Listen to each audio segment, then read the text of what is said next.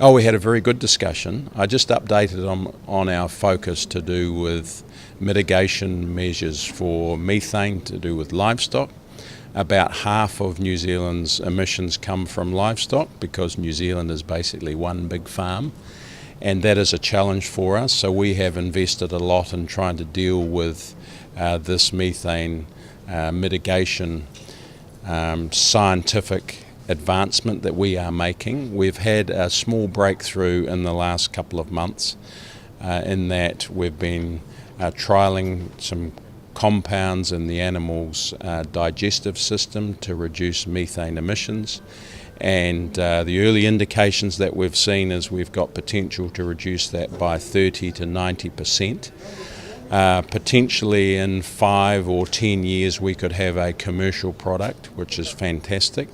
It could be something like a drench or a vaccine or a slow release bolus. So this is very, very exciting. We're also doing some work on pasture genetics because you can select pastures which produce less methane.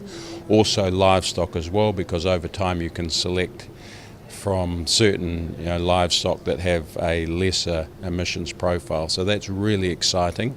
We have a chance to lead the world. It's not just New Zealand that's grappling with this issue, it's many other countries around the world. So we're excited to be involved, and we're very excited also about the Global Research Alliance. That was an idea that sort of came from New Zealand, and now we've got 45 countries that have signed up that are supporting this important work.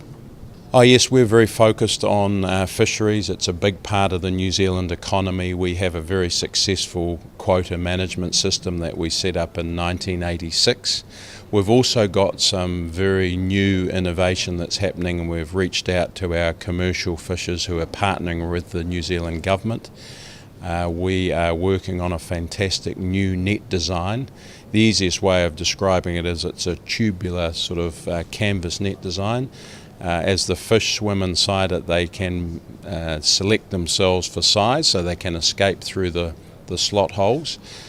And the net design means that when the fish come on board the vessel, they are still alive, so the person then can have another selection process. So you've got huge sustainability advantages where the fish have selected themselves for size in the water, and then the person has another selection process on the back of the vessel. They may decide they don't want that particular species and put it back into the water.